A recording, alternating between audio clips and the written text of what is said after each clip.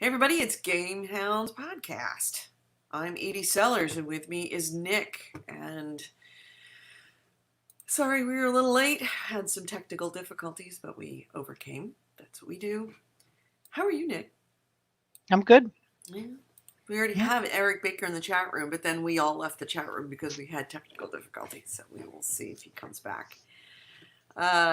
So I still have to set up the podcast. So, Nick, do you want to show everybody your haircut? Nah. Yes. I got a cat in the Show back. show everyone your haircut. Nick cut No. his own hair. Do it. Why? Show everyone your haircut. Why? Cause it's good. No, I don't want to. You're just all gonna make fun of me. Yes. Yeah. You can all fuck yourself. Listen. More power to you. I could never do that. Oh no, I know. But show us. I'm not going anywhere, so it doesn't really matter if it's Right. good or not. Are you gonna I go just back to need the it. office? Not anytime soon. I mean, when offices reopen, are you gonna go back to the office? Well, that depends on a lot of context, like where we are with the whole pandemic. Yeah. Well, I mean, I don't have to go back, but right. There's a lot of companies who are optioning to make all of these people that were in the office that are now working remote, and they've gotten used to it. A lot of people aren't going to come back. Something like, what was it? Twitter, Facebook has made most of their people remote now, and Twitter has said that they're not going to require people to come back if they don't want to, ever. They will come back when they're ready. Interesting. So they could all be permanently remote. And I would imagine a lot of people are going to choose to be permanently remote because the commute is great. I love being remote. Yes, it is. My work had a pretty remote, but I will be, but I want to be. My work had a pretty lax remote situation to begin with. So I imagine they'll probably if you don't feel comfortable, you can stay as long as you want. That's kind of nice. Yeah. We'll see what happens when it does, but yeah, I don't imagine myself going back within the next month or so.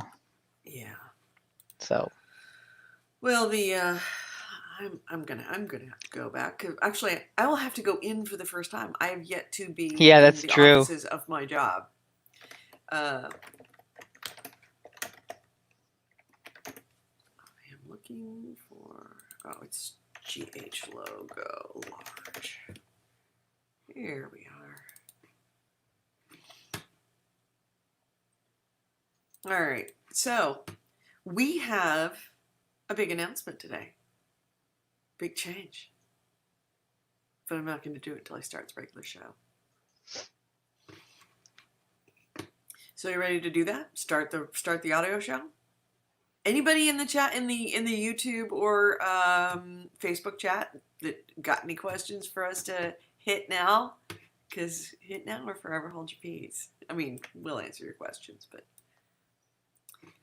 if you want us to show anything right now, now is the time to ask. Is that Shepherd or is that Jupiter? That's Shepherd. That's Shepherd. Yeah, because there's no diaper on him. Yes. Jupiter has the diaper on. He's over that way. On the cat tree. Why are they always crowded around you during podcast time, dude? They like me. Shepherd especially is like a lap cat. Yeah. Once the dog leaves at night, he is out and trying to get on my lap. He just wants to sit there all the time if he could. During the day, I'm typing with my hands over him because he's on my lap sleeping. So no, he's used to me. I'm his bed. And he's much better now that Jupiter's in the house, right? Because he was Mr. Scaredy Cat. Oh yeah, he's gotten incredibly bold. Was now last night, he just comes on out and he'll hide from Kylie, the one dog that he doesn't like. but he'll hide from her like under the coffee table where we kind of sit around, or he'll kind of hide in a corner by Jupiter's little cage where we put him to bed at night. Uh-huh. Um, and he'll just like hang out in like a couple of those two places, and Kylie just gets so stressed out. And he's at the point where he'll just kind of sit there and not do anything and just uh, like let her get stressed out around him. Yeah. That cat freaking loves you. Wow, that Oh cat loves yeah, you. That cat really loves you. yeah, I know he's great. All right, let's do this show. It's Shepherd. You have Shepherd. You have a cat on your coffee cup. You have become the cat dude. What's the opposite of the cat No, lady? not just any cat. I have Shapoop. Shapoop and Shapthulu. All My right. former roommates made that cup. Oh, that's nice. Oh, speaking of coffee, be right back. I need to grab some coffee, Okay, yeah, and that's then kind we of will start the important. show. Yeah, absolutely. Be right back. Okay.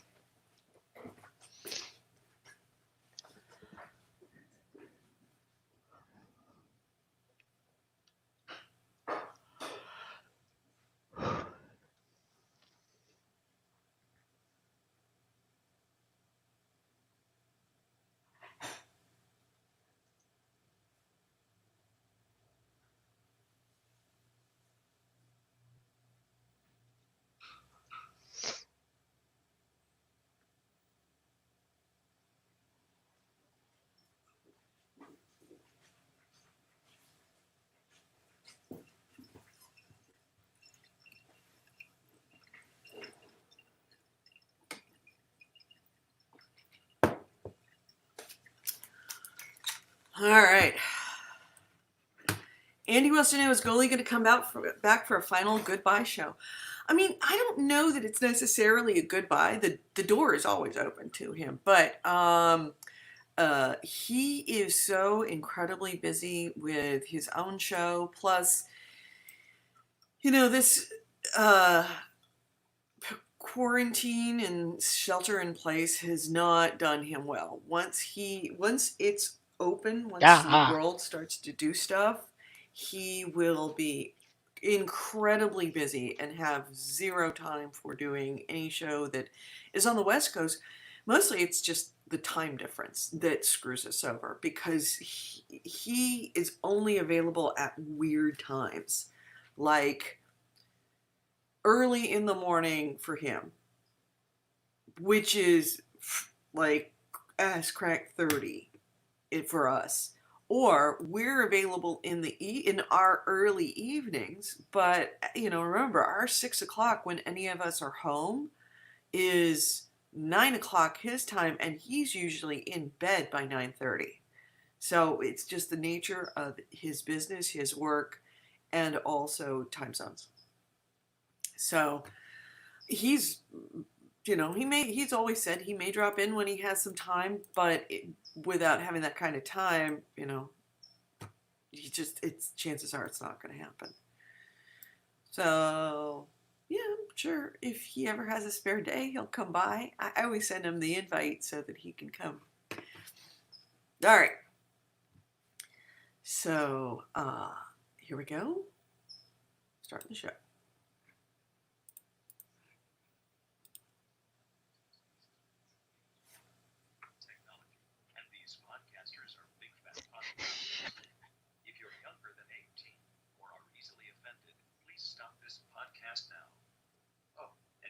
Says to take out the trash and do your homework.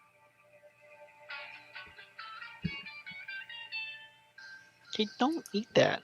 All right, mics are hot.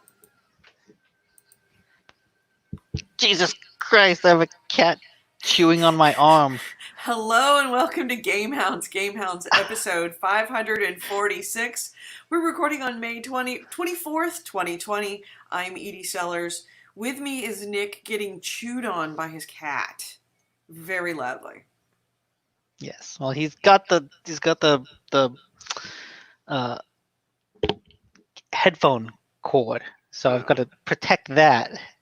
I have to like distract him and make myself a target. So we are back. It is day, let's see, for us, everybody's different, but for us, the day, it is what, day 68, 69, I think, of the shut-in order. So we're about to hit day 70, stuck inside, or, relatively inside. We can still go outside to go shopping, but we're encouraged not to. And we're still podcasting because that's what we do, and playing a lot of games. I am doing so much more gaming now that you had got me back into Final Fantasy XIV. Oh my gosh, so much more. It just points up how much I really enjoyed that game, that I'm doing it all over again, and it's been so long since I've done it that I forgot so much about what I did, so much about the story. And the story is so good. Oh man, it's so interesting. Yeah, I remember you told me that you never met someone named Yosh Tola, and I just met her last night. Oh really? Yeah, she's part of the Scion of the Seven, of the something. Oh yes. Her and Thancred. Yes. They are both members there was a Final Fantasy XIV event when I first started playing that mobile game, and I got both of them, and I can totally hear my echoing in your headphones. How about now? Test. Yeah, now I'm good. I just had volume pumped. Now I just need to get the playful cat off of my. Dump him. The cat is not. You run the cat, friend. No, I don't. Yes, you do. You run the cat. The cat. You are the boss of the cat. The cat needs to understand that. So,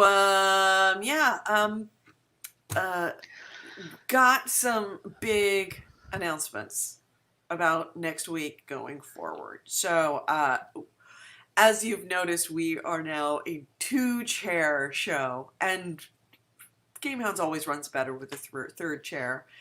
And Goalie, we were just talking about Goalie. His life has gotten complicated. He's got his own show, and it's a problem with East Coast West Coast because there is that 3-hour difference.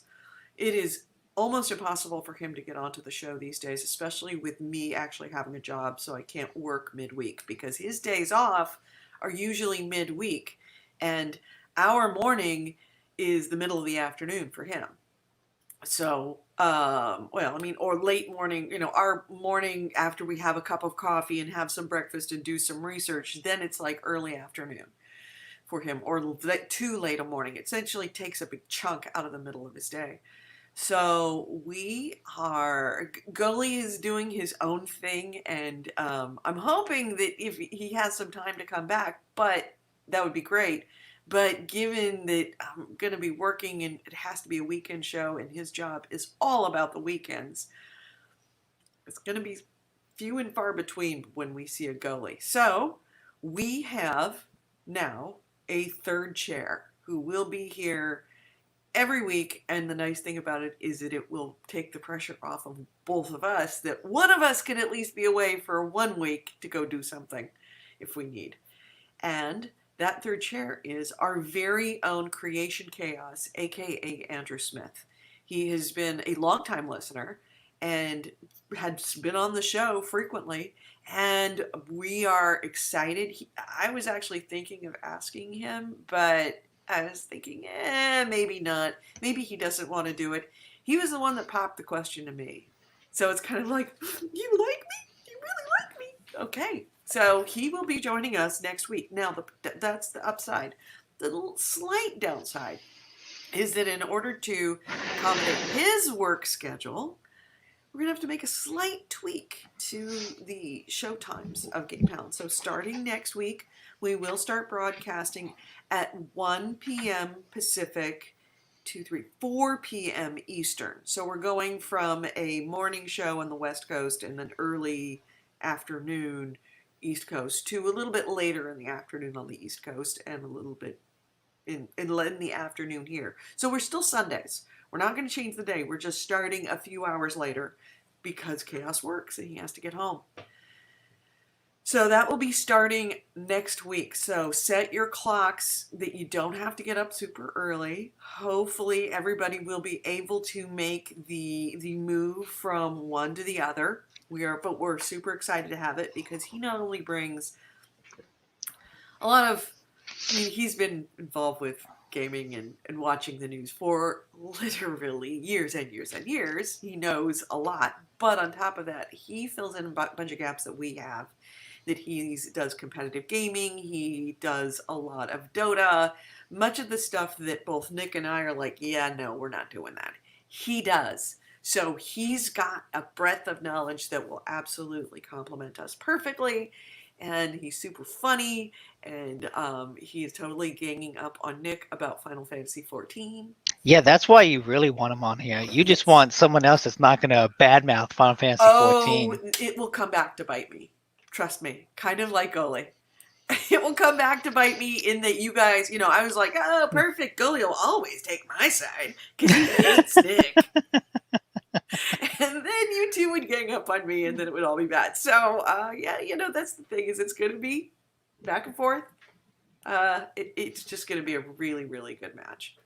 So look for that next week. Again, it's going to be Sundays at 1 p.m. Pacific, 4 p.m. Eastern.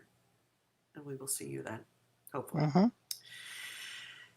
So in the Facebook chat room, Angelina Prime says, have you guys played Life is Strange 2? Did I have play not. 2? I've heard very good things about it. No, I did not play 2. I played And I enjoyed what was it, Life is 1. Strange? Oh, I loved 1. Yeah. Loved 1. The reason I think we haven't, at least I haven't, is it was released episodically, and I was just like, I'll wait till it all comes out before I play it. And Right. it took a long ass time to come out. Yeah. Like it was episodic, but it took like maybe 3/4 of a year to come out, if not a Yeah. full year. So like they release one episode like every 2 months, maybe every 3 months at times. And yeah, that Yep. didn't hurt it. Kind of hurt it. Yeah, was definitely I was with you. I was going to wait until, because I wanted to binge play it. I did not want to have to get to the end of an episode and go, so I didn't. And then it kind of fell out of in my head, but I definitely want to go back to it. I know that you weren't a fan of what was the thing that they had in the middle with the little boy who had, Oh yeah, the Adventures of Captain Spirit. That's it, yeah. Oh god, I And I think, hated that little yes, I kid. think that also kind of maybe hurt you a little bit in that you wanted to play Life is Strange, but then there was this thing in Yeah, between that you really didn't like. but then I heard, and over the course of it releasing, like once the first episode came out, I knew that okay, that kid actually has kind of nothing to do with the story. Yeah. So that's good because I fucking hated that twee little bastard. Okay. It just, yeah, that one felt a little try hard with its like, hipster whimsy, and it's like, oh, come on. Yeah, I mean, I guess I could see it. It just, I actually didn't mind it at all. I thought it was pretty cool. And but I'm always been somebody who is all about the story. Mm-hmm. And the story in that was incredibly compelling with the little kid.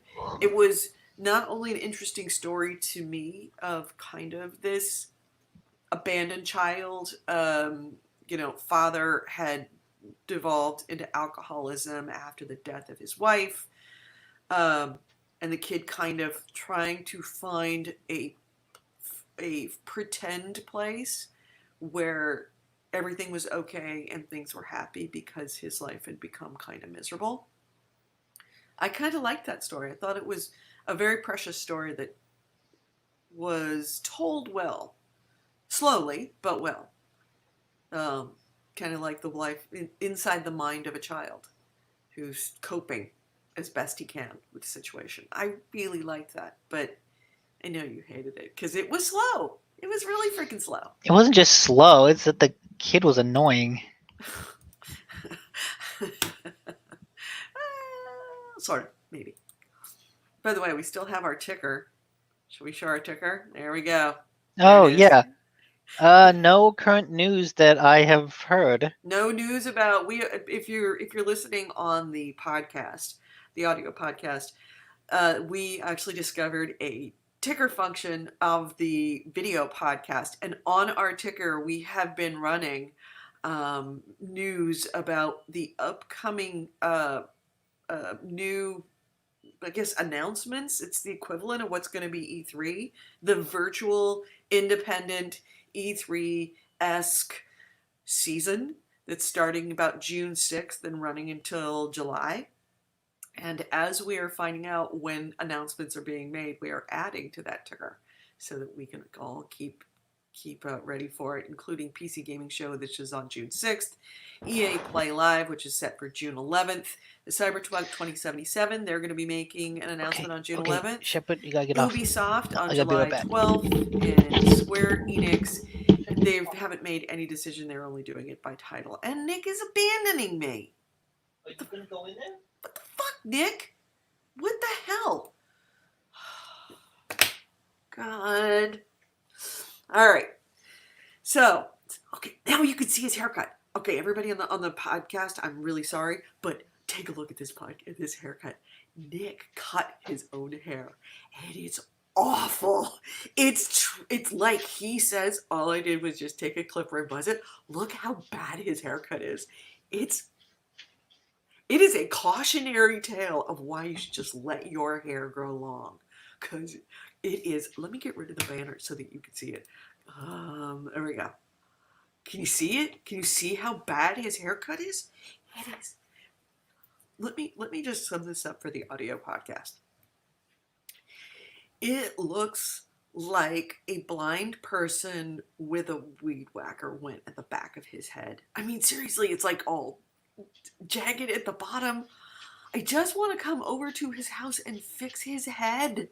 It is so bad. Look at it. It's all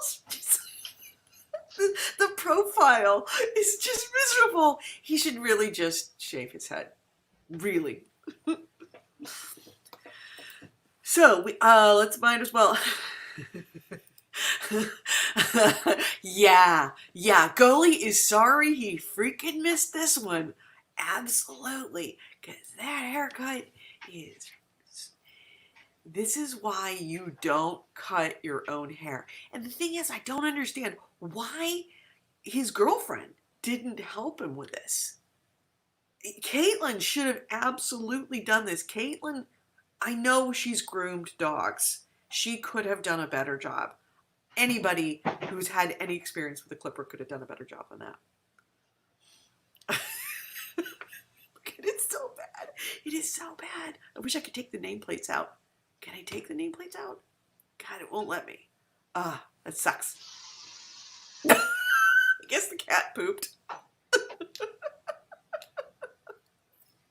Oh, God. All right, so let's talk about some games. Nick and I've been trying to slowly get him into Final Fantasy. He seems to be playing it a little bit on his own, but is stymied because he's not getting that MMOs. Truly what make MMOs is the multiplayer, the second M, and that you need to be grouping up with people and doing stuff together. So he has been, oh, look at that hair. Look at it, so bad. So anyway, MMOs, he's not really into. It doesn't. I mean, You're talking about Final Fantasy XIV? Yes, that's what we've been talking about. Yeah, it's getting slightly more interesting, the story, now that I've gotten to like the scion of the 7 or something. It feels like, hey, the plot's actually going to start. It only took 10-15 hours for there to be some sort of basic narrative hook. God forbid we try to make players interested in the story in like the first 30 minutes. Well, I mean, it's this is a game that some people have played 2,400 hours. That's not an so excuse. That's not an excuse for a shitty opening. okay, all right. You can 100-hour story does not need to start like at a snail's pace. You can have 100-hour story that starts with some sort of action, some sort of hook, something to, get the reader and audience like actually interested in it. Game of Thrones is practically 100-hour story. That first hour ends with a very strong hook to keep watching. Yeah. Yeah.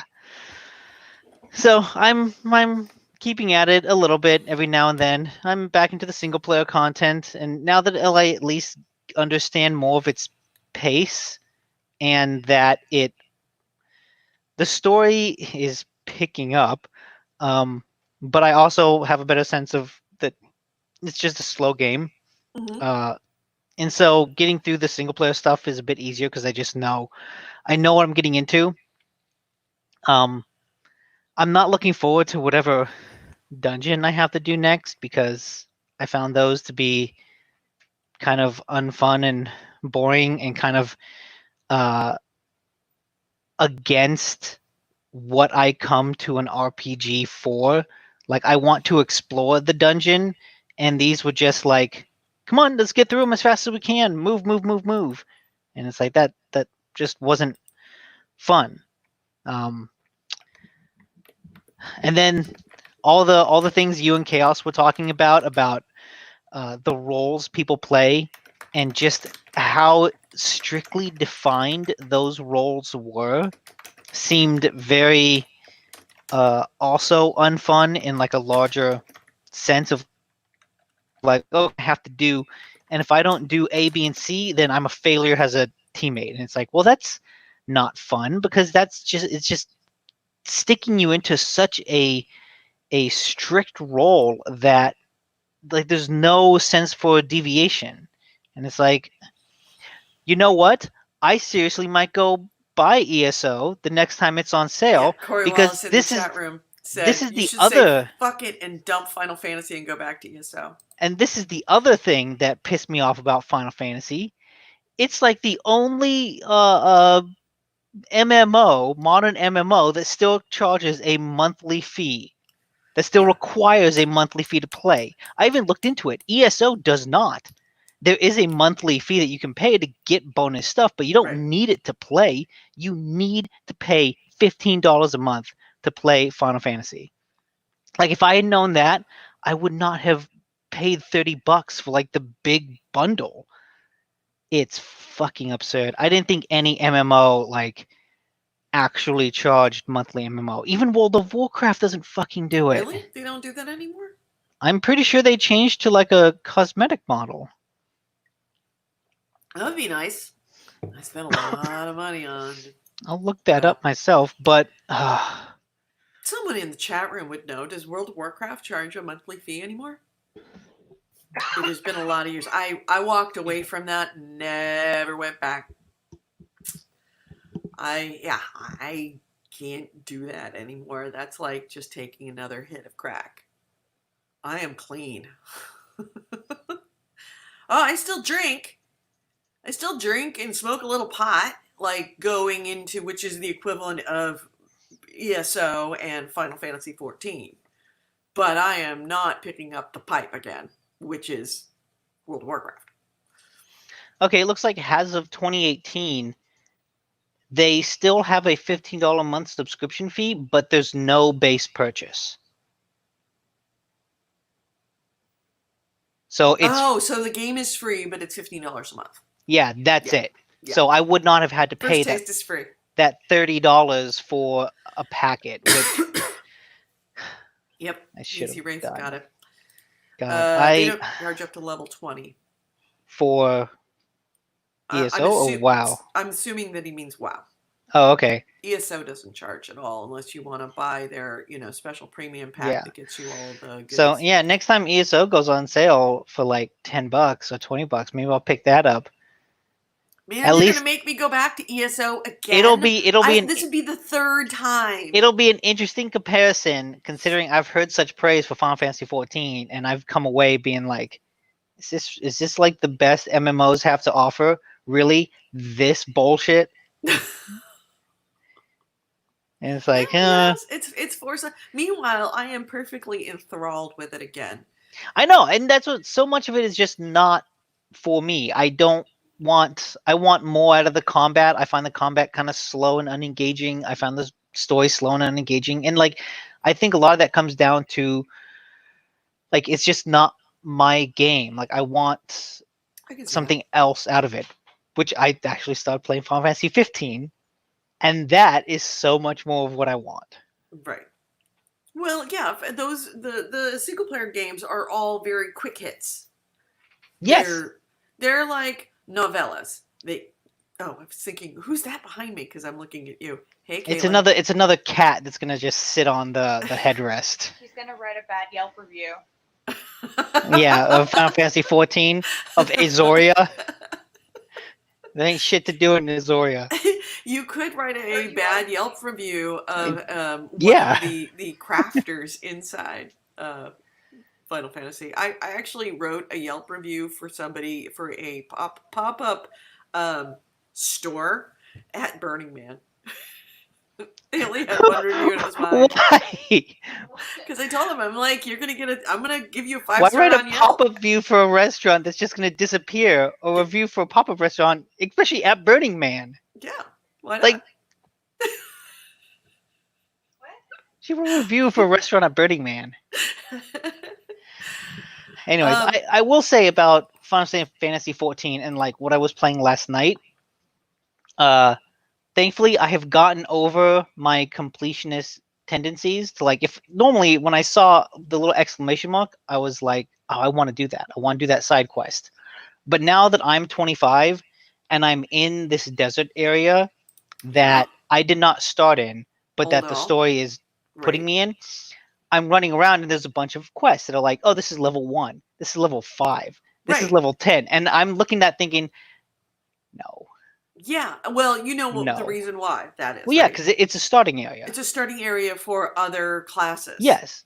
But I'm saying normally I would feel obligated to go do all of those. Yeah. But now that I know there's no point, and also now that I know that I'm on a time limit with this game, it's like, well, okay, I'll just try to progress the main story. Yeah, you're gonna go get to the, what was it, Sinking Sands, the Flaming Sands, the Drifting Sands, I think is the name of it. Get to the Drifting Sands, and then the story picks up in earnest. Then it starts to roll.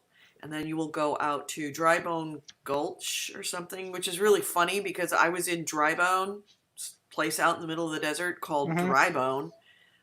And it rained the entire time I was there. The entire time it was. Yeah, I think rain. I'm at Dry Bones now, and I did some quests there. Right, and so now is when it starts to, and now is because the progression usually goes that you go into a new area. The game sends you to an area, and when you arrive, there's a bunch of missions to accomplish and a main story mission, and it'll be several main story missions that are kind of revealing a mystery that's of some oddness that's going on. Would you like to hear and be included? Yeah. And when you usually ends with some kind of trial that is an individual trial that you have to beat something big, and either that or go to a dungeon and beat that dungeon.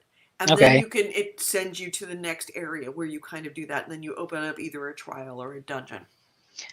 So I'm waiting. Each time you're getting a bigger chunk of like this. There's strange things afoot in Azoria, Eorzea, whatever the world. There's strange things happening, and you're getting slowly pieces as you're investigating this.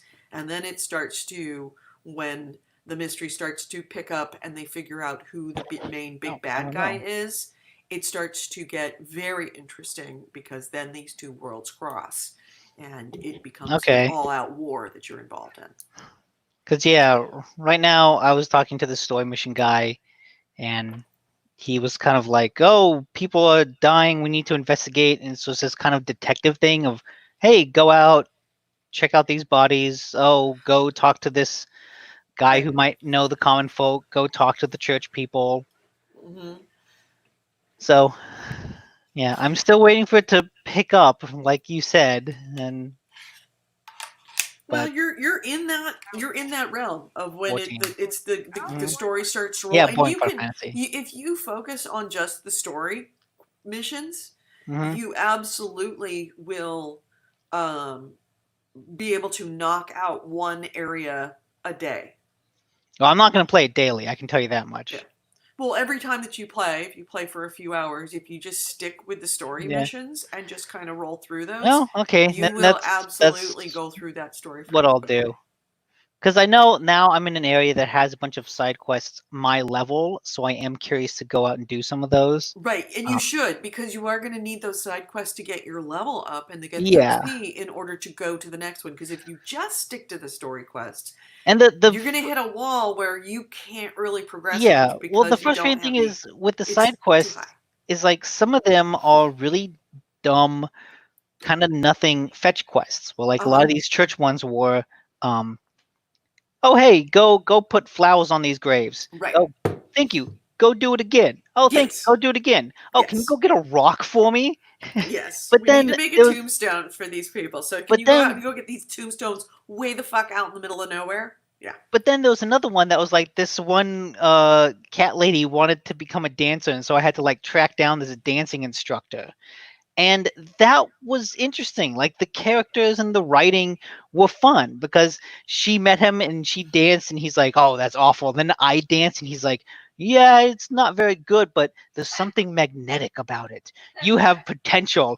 And then she's like, "No, I don't want to be a dancer. I want to be an adventurer," and ran off. And it's like, "Oh, it was a fun, like quirky plot."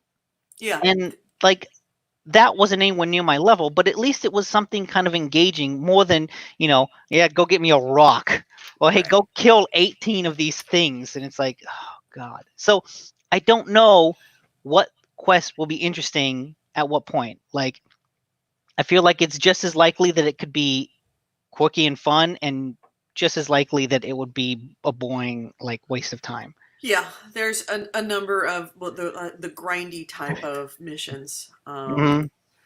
Corey Wallace says, "I can't even play Skyrim anymore after playing ESO." So okay, I'm curious, and I know it's a chat, so I don't know how much he can express, but how story driven is ESO? Because I found the Elder Scrolls games, even though there is an overarching story, that's never really the draw of them, unlike the Final Fantasy games. I would say it's fairly story driven. There is a very, very strong story arc. But you can't pursue it. You have to wait until you're at I think it is the either every 5 levels or every 10 levels in order to progress the story. So you kind of have to go out and like dig around Hmm. with a bunch of other stuff and then come back when you hit 20 and then go dig around and then come back when you hit 30 to hit that story arc. And it's voice acted beautifully. Beautifully. And I did like the Okay. story. I like voice acting. Yes. And they paid up for the big money. They paid the big money for the voice actings. And these I do characters are enjoy very good. in Final Fantasy 14 the weird accents that people have. Because I met, Yada, YDA, the Ida, Yida, her, and then I met last night Milfinia, Milfilia, Milfinia. and both of them just have like the weirdest, like out of nowhere accents. And whenever the game does voice acting, it's like they go full, let's just go fucking fantastical with it. And it's like, okay, this is kind of funny. Yes, yes. And they Different game. well, I think that it harkens back to an era where voice acting was very, very different than what it is now. I mean, that's the scope, the span of time, the difference in the span of time when Final Fantasy XIV Sure. was made I mean, I'm not versus saying it's ESO. bad. I I mean, for God's genuinely sake, as Corey enjoy. Wallace says, John Cleese is in ESO. I genuinely enjoy their weird accents. Like I look forward to whenever there is voice acting because I want to hear them. I don't want to just hear some dork speak regular English. It's like, nah, fantasy it up for me. John Cleese in ESO. I'm not gonna lie, it's really good. And I forget the actor's name. He is a very, very famous, very lauded English Ian actor McKellen? who plays, Ian No, it's not McKellen? Ian McKellen, but it's of that same ilk. Who is the voice of the old man and Corey Wallace will be able to tell me the name of the character, but the voice of the old man is. As soon as I heard that voice, I'm like, oh, that's someone famous. Who is that? I had to look it up. I'm like, oh yes, if you do BBC dramas at all, you will absolutely recognize the voice. So it is the voice acting, and of course the one of the other people that they got is the woman who does the voice act. She's prolific.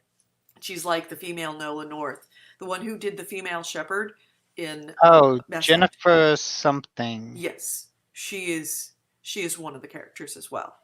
Okay. So they paid Jennifer the big Hale. bucks. Jennifer Hale. They paid the big bucks for the voice acting in when you get to the main story quests. Okay. Linda Carter, Jennifer Hale, Alfred Molina, Kate Beckinsale, Peter Stormare, Malcolm McDowell. That's who it is. Malcolm McDowell, Robin Atkins Downs, and Michael Gambon. That's who's the one. Michael Gambon. He is a favorite of mine, and his voice is so. Oh God, he's got such a beautiful voice. David Bussell wants to know, after you complete Final Fantasy XIV main story, are you going to get Final Fantasy Shadowbringers? I actually own Final Fantasy Shadowbringers, and you can't, because first you got to get through the other 2 expansions. Well, and all the associated I've gotten patches. through the original with my first character, and I'm starting over a second character, and I have forgotten so much of the story that's why I'm playing it through. I don't remember anything. Okay. So I'm probably going to play it, and I'm probably going to pay the subscription fee. I don't know how many months I'm going to pay for it, but I'm going month to month. I'm not paying the recurring payments. Boy, their payment system is broken.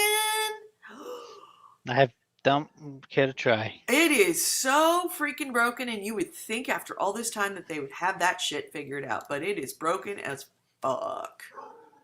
I guess if it ain't broke, don't fix it. To do a single payment. I mean, if I wanted to do a subscription, no problem. But doing a single payment was a trial, to say the least. It doesn't require a subscription. Final Fantasy XV. Tell me about Final Fantasy XV.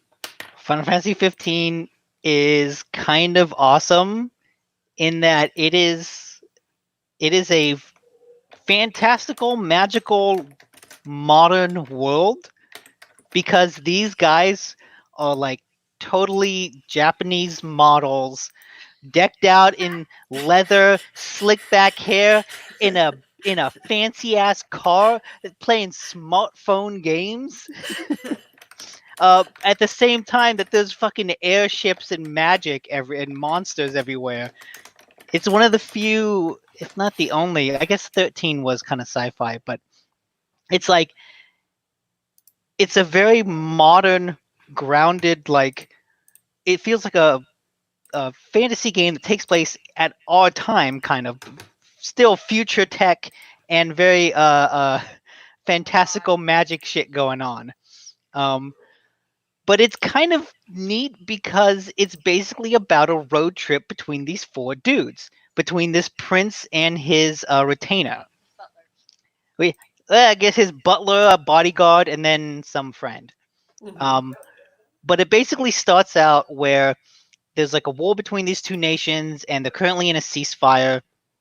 And the prince is going to go on this road trip in order to meet the woman that he's supposed to marry, to kind of solidify the ceasefire and the peace between them.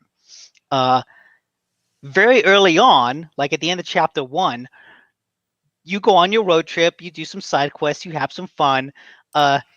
Your country gets invaded, your capital gets taken over, and your father, the king, gets killed. And so all of a sudden, this road trip is like, well, fuck, what do we do? And so then it becomes this quest to collect these 13 magical weapons that will give you the, magical power of kings that you will use to basically take back your kingdom. So, but it's still a very much a road trip story because so much of the game, so much of the open world is very, very open. And a lot of it is like, well, I'm going to hop in my car, tell my driver to go to this point, and then just kind of sit in the car with him as he drives through the land. The opening looked like Reno. Like Reno, Nevada. The opening had a very like sparse desert Nevada look to it. But the area I'm in now is much heavily forested. And I like each of the four guys. Like they each have a neat personality. They each have a neat skill. So as you go through the world and as you explore it, what's interesting is you don't just earn experience normally. Like when you kill a monster, you get experience, but you don't instantly level up. You don't actually benefit from any of it. You kind of collect it over time. Mm-hmm. So you do a quest, you kill a monster, you collect all this experience. You only use it, you only get it when you rest for the night because it wants to encourage this road trip feel. So that means you're constantly resting at making camps, you're constantly resting at motels or resting in motorhomes, just doing that. And so every time you rest, Is that's this when early in on the game? Because I'm not seeing motels or anything like that. this is early in on the game, yes. But also like the motels, they're a very small part of it. Like you get through them pretty quickly. Yeah, this is part 1. This is early on. I think this is a dungeon area. Mm-hmm. Like I don't know how often you'll see a motel in a like playthrough. Actually, I haven't gotten to this point. This is interesting. But so you rest, and that's when you bank all that experience. And depending on the quality of the place that you rest at, it will give you a boost to the stats. So like a motorhome will give me 1.2 times the experience I earn. Like a motel will give me 1.5 times. This fucking $10,000 hotel will give me 2 times. Mm-hmm. And you get those bonuses only if you stay at places. If you make a camp, then you get the ability to cook meals because one of your guys is a cook. And so as you go through the game and you collect ingredients, every time you camp, you can then have him cook you a meal, and that meal has stat boosts. Sometimes it will give you a boost to attack, a boost to stamina. Sometimes it will prevent poison. Right. So if I know I'm going into an area with monsters that poison me, it's good to, okay, I'm going to make a camp, eat, and then I'll go do the adventuring. Right. Then one of the guys also is a photographer who's constantly taking pictures. And so every time you rest in camp, you get a set of 10 pictures over the course of what you've played. And you can kind of choose which ones you want to save for a photo album of your adventuring and your trip. Oh. Some of the pictures are good. Some of them are really bad because they're automatic. But some of them are like, oh, I like you got some good composition here. I'm impressed. And yeah, the combat is interesting because, especially coming from Final Fantasy VII Remake, I can really see how that was an evolution of this. Because in that game, you could play it real time, but you could also switch between each of the characters. And each of the characters had a very different fighting style to them and very different abilities at their disposal. Mm-hmm. But I could play as each of them. And it had a neat system where I was playing in real time, and then in order to do a move, I would kind of have to put it into slow-mo, select things from a menu, and then do that. This game takes place in real time, and I only play as the main guy.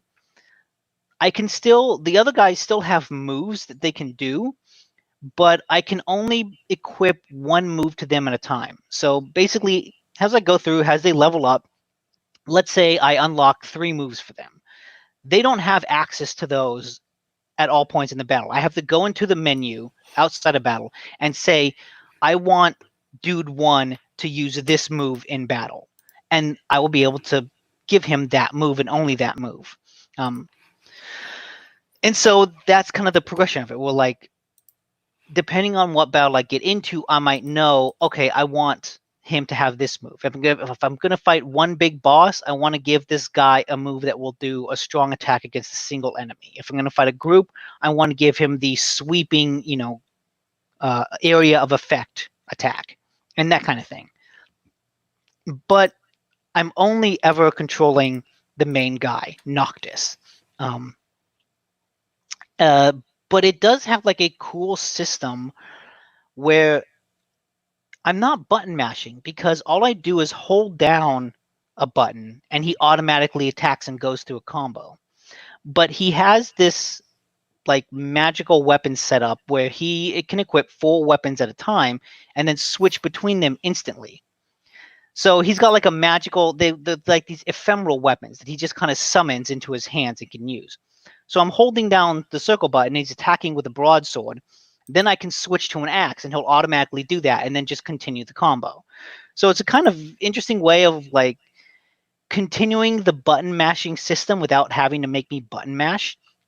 But then he's got a cool warp ability, which is if there's an enemy far away, I can throw my weapon at it and then he'll instantly teleport over to that area.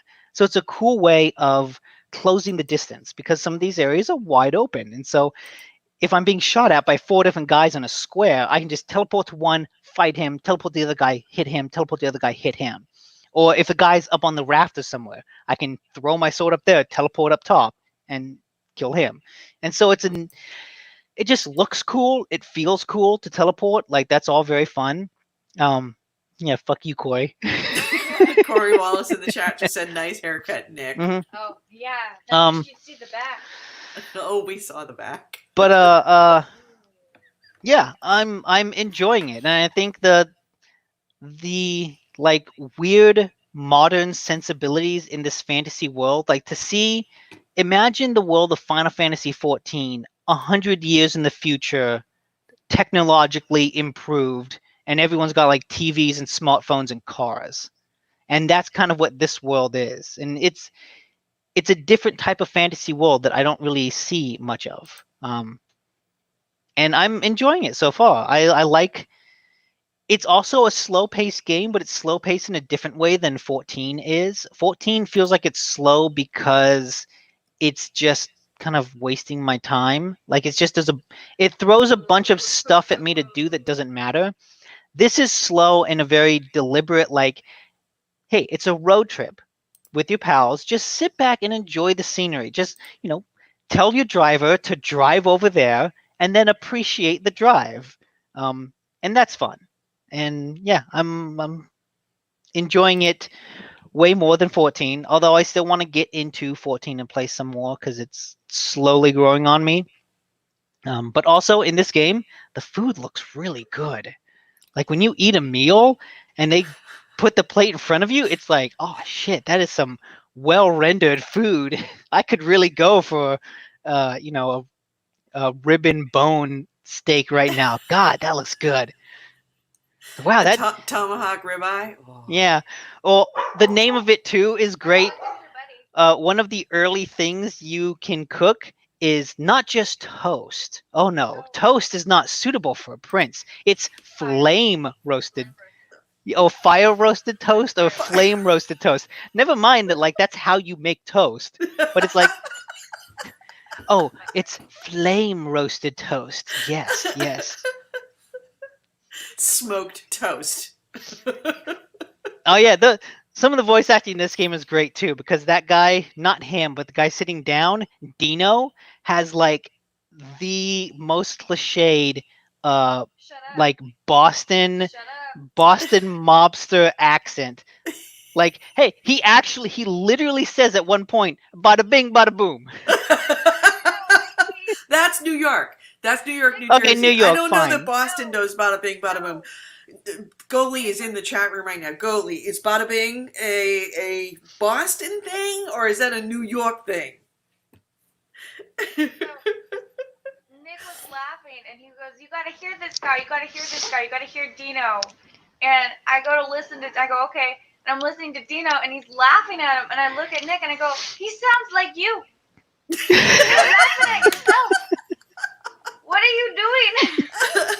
Which is hilarious because Nick has never been, is not a New Yorker. He just sounds like one. Yeah. I've just got the soul of one. Yeah. Yeah. So, Final So Fantasy 15 is thumbs up, I guess.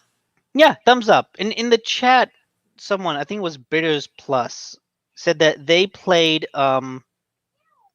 oh no, they were talking about Crisis Core. Someone talked about the mobile version of Final Fantasy 15. David David Bustle, which I have not seen, but apparently like they condensed this whole story into a mobile version that you can get for free on like, phones and tablets that has like a much more mobile appropriate abstracted art style because you can't do like these graphics on that device.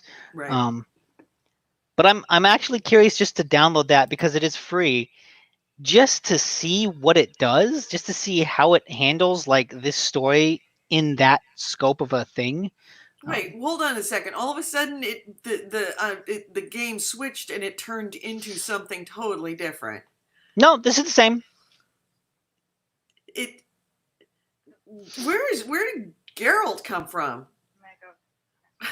Okay, yeah, take care of her. This is the attack on your hometown. This happens early in the game, where all of a sudden you kind of get this. You go to sleep, and then you get this little cutscene, which I guess was actually a CG movie. And Kratos is there too. Geralt and Kratos. I think this is from a CG movie that they put out before the game came out. Oh. That's why it looks so good. But they also included it in this game because this is when your hometown gets invaded. Like, this is the shit that you miss because you're on the road trip. Got it.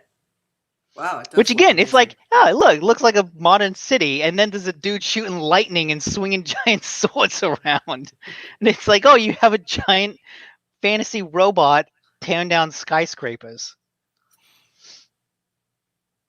So yeah, Final Fantasy 15, thumbs up. Yeah. Can't complain.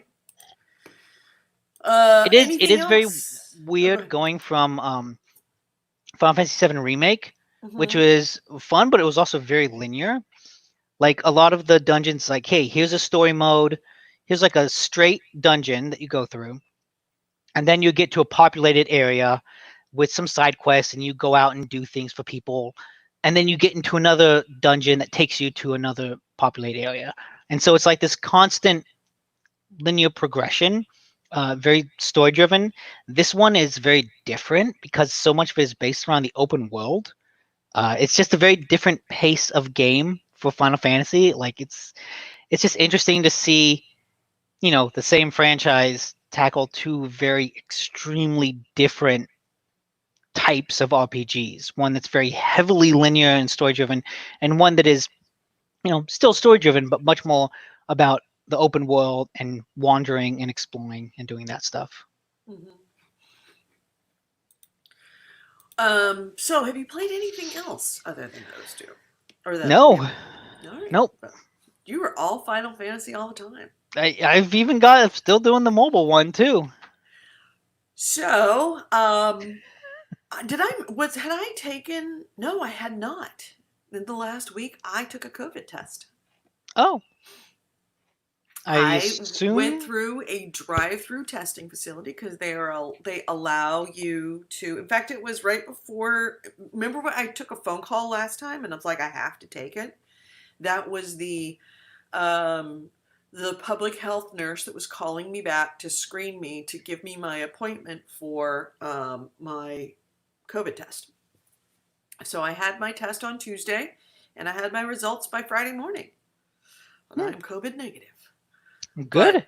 But, that COVID test, I see a lot of men bitching and moaning about how uncomfortable it is. Fun fact, if you ever wanted to know what a pap smear feels like, imagine what happens in your nose down in your balls. That's what it feels like. Actually, it's not even your balls. It's like farther up, like up inside your balls. Yeah, I saw a video of it. Isn't that like they basically do the ancient Egyptian take your brain out through your nose type of It's thing? not, it's not that bad. I did drive through, so I just Take a was big old sitting in thing, my they car. stick I it up. just put my hands on the wheel and they like tip your head back. So I tipped my head back and they stick a swab up your nose. I have no idea how far. Didn't look because I didn't want to see. Tickle your brain. And when they're going in, they're swirling it, which makes your nose feel like it's the most intense. You know, like that when you have to sneeze, but it doesn't come that feel. Yeah. Yeah, that's what it feels like, but like times 100. It is very intense. So they're swirling it as it goes up into your nose, and then you have to sit there for 20 seconds. And then when they say, all right, we're going to take it out, I'm going to do 360 on this thing as I'm pulling it out. I'm like, okay. And when they do that 360 and pull it out, it's like, and then it's gone. And your nostril feels a little bit nose raped, but not bad. But then Not a bad kind of nose not rape. a bad kind of nose rape, just a No. little bit nose rape. Just And then your eyes start to water, and it's not like nothing's burning. It's just all of a sudden it's boosh, your eyes water, and you're like, oh, tearing up, and you're and then you have to dry your eyes so that you can drive away. But it took, from the moment I drove in to the moment I left was probably 7 minutes. It was fast. So yeah, I came well, back. that's good. That's COVID what they're negative. meant to be. I recommend that if your Wait, public keep talking health for a second. I just need to. okay, if your public health office is allowing in your county to do COVID testing of asymptomatic people, I highly recommend it.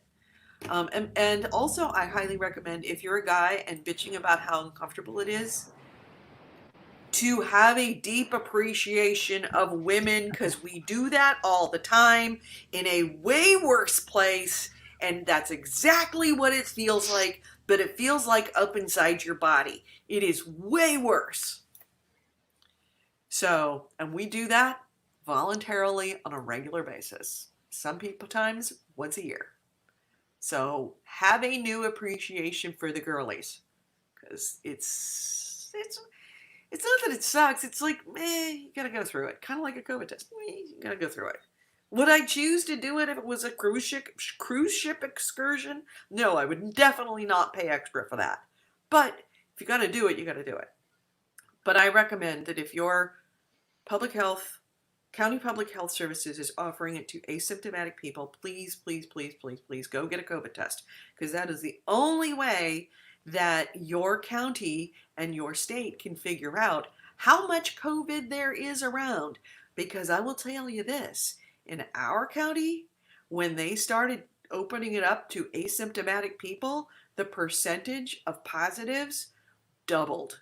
We were at about 2%, and then as soon as they opened it up, once those results started hitting, it was 4%, which means there was at least twice as much COVID than we expected out in the world, of people who were completely asymptomatic and shedding the virus everywhere they went. It's the only way to ensure that you're safe and that you keep your family safe and that you keep others around you safe. Also, it is the only way for your county to know exactly the state of its COVID situation, so when it opens safely. So go get your COVID test. It's not that big a deal. It's 7 minutes out of your life. Thank you. AC Wraith has posted a COVID-19 test site finder. Thank you very, very much for doing that. Is it worse than catheters? It depends on where the catheter is. This is way easier than catheter. I have been catheterized. They had to put me out for that. This is definitely way easier than a catheter. And yeah, catheters completely suck. That is the one time when guys have it way worse than girls. Your catheters, mad props to you guys that have had to have one, because yeah, it is way the fuck worse.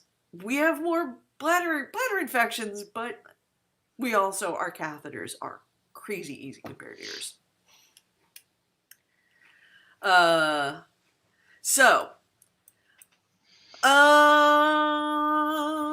And Andrew Smith, our new co-host who's showing up next week, says, Edie, sorry, work got in the way. I would be ready 2 p.m. your time. My correction.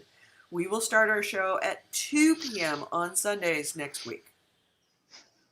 Keeping it Sundays, because I know you guys hate moving it around. I know we lose a lot of listeners every time we move the time of the show, but this is going to be that time for the foreseeable future. As long as when we have 3 chairs, it's a whole lot easier. So either Andrew or you, Nick, are going to have to learn how to run a show. Just saying. Somebody's going to have to pick up the slack. Mom can't always be here. You need to learn how to cook your own food. I've hosted shows before. Have you hosted shows? Not this one. Okay, good. Well, excellent. Yeah. You're one step closer. No, good. Yeah, give me control of that ticker. I will absolutely give you control. I'm going to abuse it so bad. My nose has started just from talking about COVID. My nose all of a sudden plugged up. Just talking about it. I don't know if you could hear it, but all of a sudden my nose went.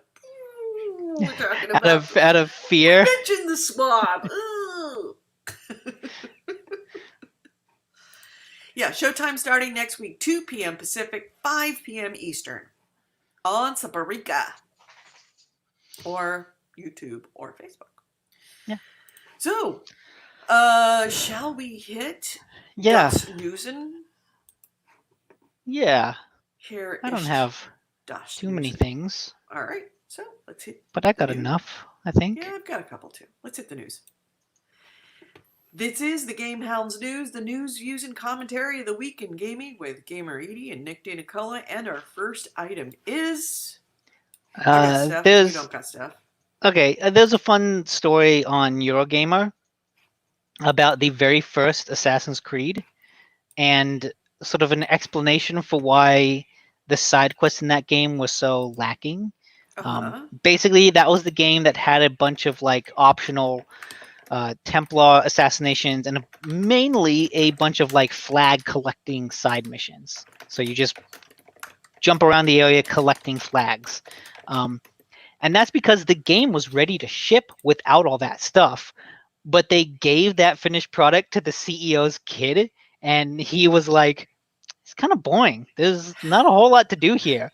And so the kid was right. Some of the developers would have been boring if you hadn't had that. Some of the developers basically over the course of 5 days.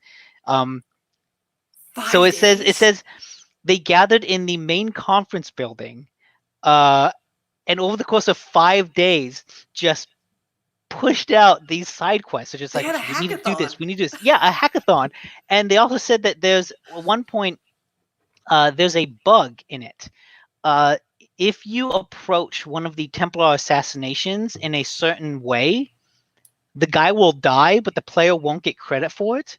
And so you can't get the 1,000-point gamer score because of that. Oh. And I don't know if that bug is still in there. Jesus. But oh my God, they're playing Kick them off. On my. Kick the cats off your lap if they're fighting. Yes, Nick, well, I can in this instance. Grow a pair. I need to be careful as I kick them off because I don't want them to get their claws out. Okay, all right. I've got to like gently encourage them off and not throw them, because if you throw, they grab. So anyway, yes, yeah. hackathon for these. Oh, the bug that you don't. Yeah, get the bug got in there. The... Yeah, hackathon, and it's just a kind of interesting look at video games that they're like, oh shit, we need to add more in here. Let's do this. Yeah. So, my first item is, remember we talked about last week the Ubisoft, Ubisoft was suing Area F2, or suing, what was it? Alibaba. Was it Alibaba? Was it Tencent? Who was they? No, Alibaba it was in eJoy.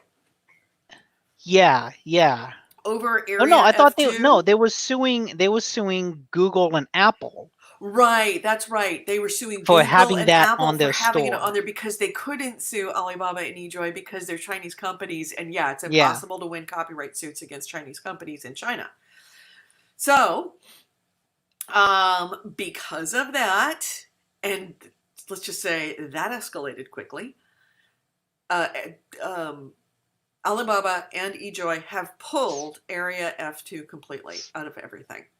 No. Well, there Yeah, you and go. they are providing refunds to anybody who purchased items through microtransactions on the game. It literally took a couple of days and to be taken completely offline. So the notice of the termination, which was shared by industry analyst Daniel Ahmad, said that Area F2 would be taken offline as of May 20th. And the notice made no mention of the lawsuit, made no mention of Ubisoft, but it is kind of telling that Ubisoft files suit against Google and Apple, and then shortly afterwards, the game disappears. Mm-hmm. So if you have a copy of Area F2, cool beans, but you're not going to be able to play it. I mean, not as it was intended, and you can't get a copy now. So yeah, that went away rather quickly. Yeah, there we go. AC Wraith, our link bitch, has provided the link in the chat. It was a reply to "Give me a horror story from your specialty in 5 words or less." What was that? Oh, the CEO's kid played it. Oh. He linked to the Twitter thread where the guy talked about that. Oh, okay. Got it. So, your next item? You may have heard there is a remaster coming out of Saints Row the Third. Oh, really? And what's impressive is that like it's a genuine remaster. Like they're going in and updating the graphics in a very, very significant way. Uh-huh. Digital. No, not Saints Row 2. Saints Row the Third, the good one. Oh, did I wrote 2? Sorry. Yeah. It was a typo. Digital Foundry has a good breakdown and a good video comparison on their YouTube channel about it, and they show the remaster and the original side by side, and they actually take moments like zoom in on their faces, and you can see like, oh, the original just had like a flat texture, the new one has like skin pores and sweat and all that stuff that you kind of come to expect from a modern game. So they are definitely like putting in the effort to upgrade it, very, very much so, which is impressive. And you know what? As I was watching that graphics comparison video, I was remembering Saints Row the Third was a really good game. It's a really good game. It was really fun, and none of the other ones like quite hit that same level. Yeah. Like the fourth one was good, but it wasn't quite as fun The and fourth one funny. was what? Gat Out of Hell? That was the expansion for it. Oh, okay. It was just like the superhero because you were in the simulation. Right. So you got superpowers and could fly everywhere. Right. Yeah. Saints Row 3 definitely, like, 1 and 2 weren't quite enough, and 4 was too much. Saints Row 3 hit it perfectly, and the humor in it was so freaking funny. That's the one with "Hey Kelsey, wanna fuck?" Yeah. No, Yeah. I think that was 4. Was that 4? Yeah. I really loved 4 too. 4 was good. I liked 3 because it was more grounded, because like you still had to drive everywhere, and I felt like that helped it. I don't know. I like the flying around. Like it was fun to do gameplay wise, but at a certain point, like I didn't think the humor quite worked. I liked that the other one took place in a world that was just realistic enough that like everything kind of felt grounded. And so when wacky stuff happened, it was a bit funnier. Yeah. And AC Wraith is defending Saints Row 2 has like it has its fans. It was definitely like way more of a GTA like. Yes. Yes. Actually, just Saints Row 1 was very much trying to be GTA, except it was so full of Yes. bugs. So, yeah, and Bitters Plus says, I loved better character customization of Saints Row 2. So, Saints Row 2 definitely has its fans. Mm-hmm. My next item is, if you are looking for Nintendo Directs for this year, there is a rumor going around that you should not hold your breath because you'll probably die of suffocation. That there is a rumor from a reputable source that has surfaced online that there will be no Nintendo Directs at all this year. That's I should say, weird. if they have one, it's going to be September at the earliest. And the report alleges that Nintendo is going as far as to tell its employment partners not to wait or to hold out for a direct, even if it's a big announcement. Just make it. Don't wait for the Nintendo Directs to make your announcements. Do it. Just do it, because we're probably not going to have them. And this comes through VentureBeat. And via Jeff Grubb, who is a pretty reliable reporter when it comes to Nintendo stuff. He was the one that accurately leaked the Nintendo Direct dates of the past. But of course, this is still a rumor. It's not confirmed. Nintendo hasn't said anything either way. But it is kind of telling that there was a unveiling of the Paper Mario, the Origami King for Nintendo Switch that was not a Nintendo Direct. It was just dropped. Yeah. And that kind of backs up this theory that they're not doing Nintendo Directs. Because it would be normally something they would have done in that forum, and they didn't. So it suggested that the main reason why that might be happening is that development of so many of Nintendo's games have been impacted by the coronavirus epidemic. That means that the updates and the reveals of the games are going to be later than they originally anticipated. So rather than trying to get back with everyone and saying, when's your game going out? When's your game going out? When's your game going out? Or worrying that they might miss announcement dates, they're just saying, hey, we're not going to do this Nintendo Direct and put you on the spot. You do you, boo. You create, do what you need to do. We will support you, but we're not going to put you on the hook to do a Nintendo Direct on any particular date with announcements, because we know that everybody's struggling. That's interesting. That's the opposite of what I was wondering what I was thinking when I first heard this. I thought that there was something with the production of the Direct that they were having trouble with, because I thought, like, why not do it? Because they're just video conferences. Like, it's not like it's a group gathering. It's but not the if group. it's not the Direct. I could do a Direct right now. Exactly. If I had it's the feed, just the issue that we could do it right now. They don't actually have any announcements to make.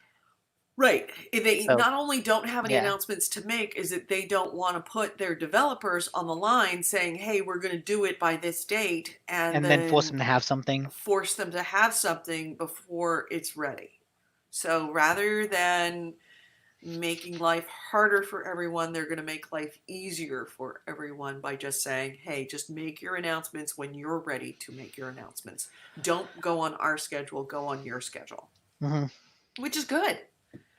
I mean, it sucks for us that we don't have Nintendo Directs to kind of give us tips and information and reveals, but at the same time,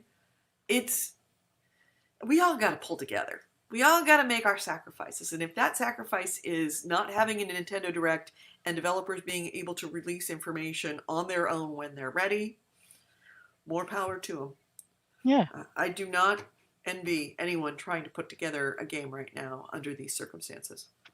Yeah. At all.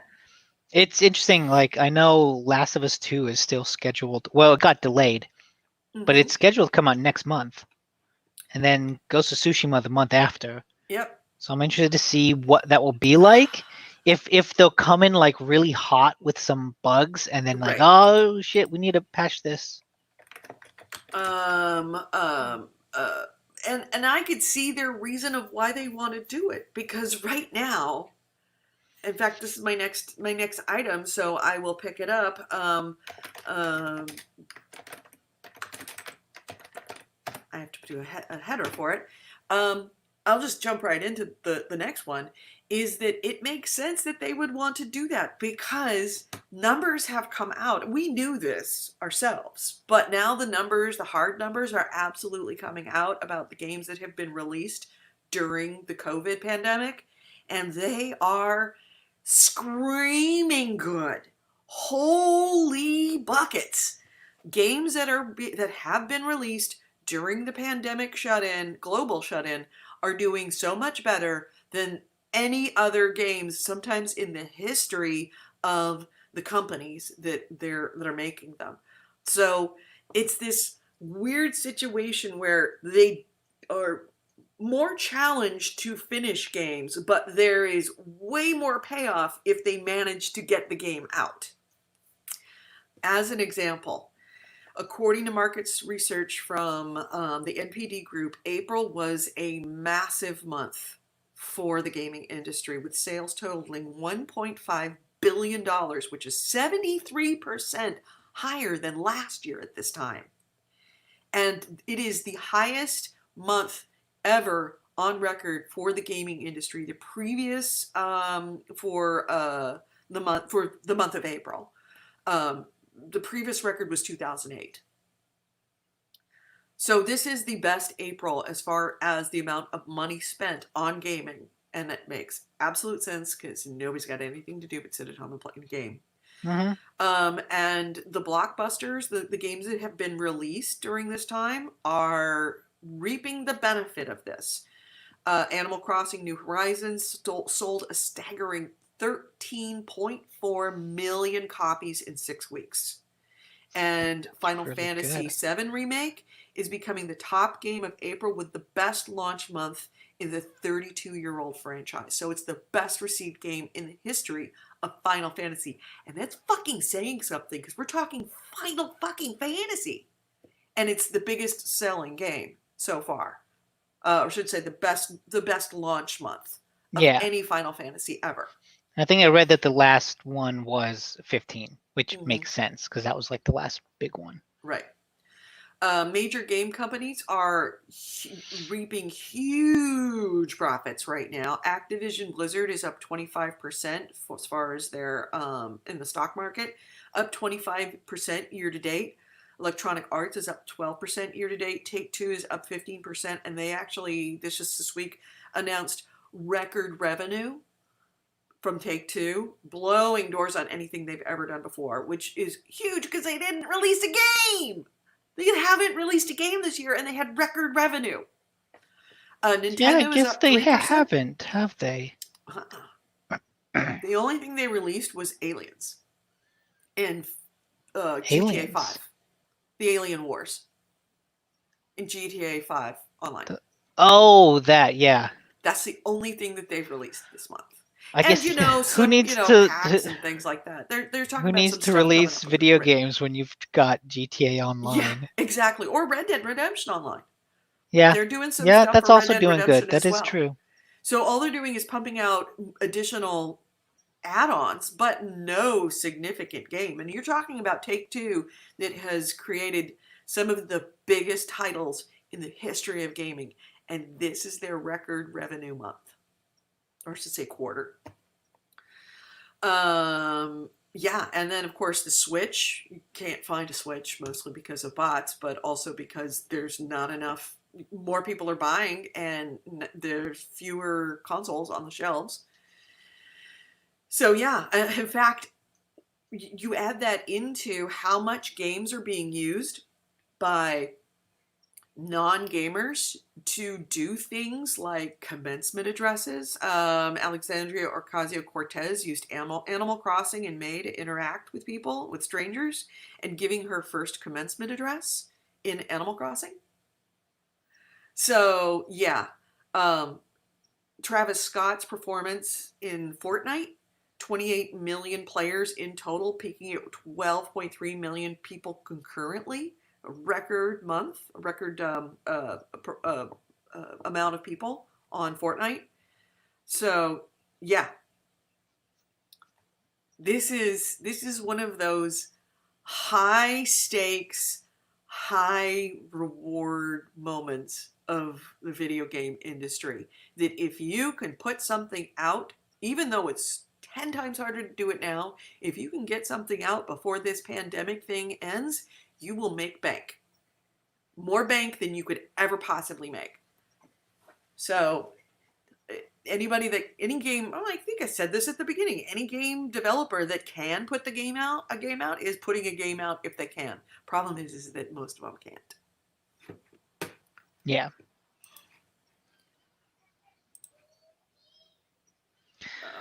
Kind of in that.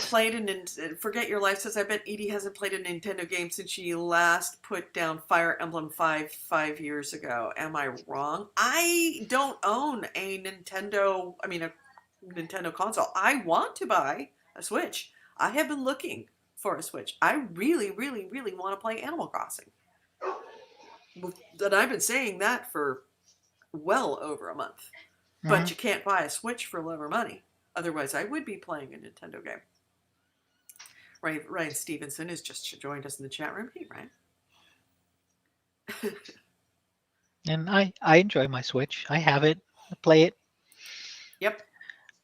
Ring Fit. I now that I'm like I really into it, want to play Ring Fit. It's really good. There's so many Nintendo games I do want to play. I just can't get a Switch. Yeah, Fire Emblem Three Houses, but also now I got this one for Christmas because my brother gave it to me. The game, I really like the demo, the Octopath Traveler. Octopath Traveler. It looks really cool, and I think once I'm out of my Final Fantasy hole, that's the JRPG I'll pick up. Yep. So but kind of on your money topic. Speaking of money, Daniel Ahmed, who's just kind of an industry analyst, tweeted the EA net revenue from their Ultimate Team. So this is across all of the sports franchises. So Madden Ultimate Team, FIFA Ultimate Team. I think maybe when they had NBA Ultimate Team, but they haven't had an NBA game for like several years at this point. Right. But he just kind of collects the net revenue from it for a couple years, starting in 2015.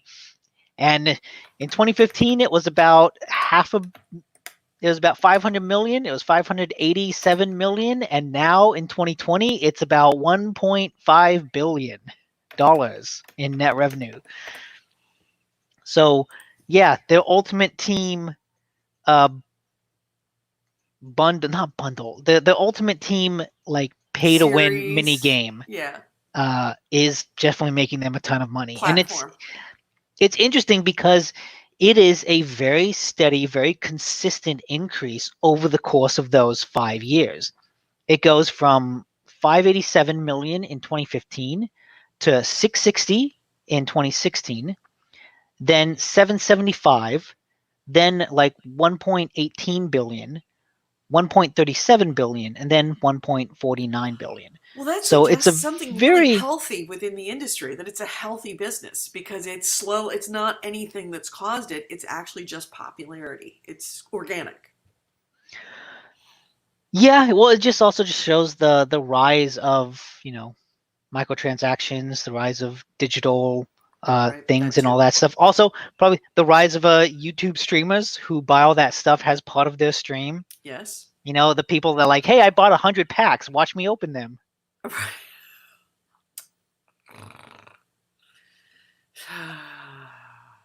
Makes me wonder about society that people actually have revenue generating streams by doing that shit.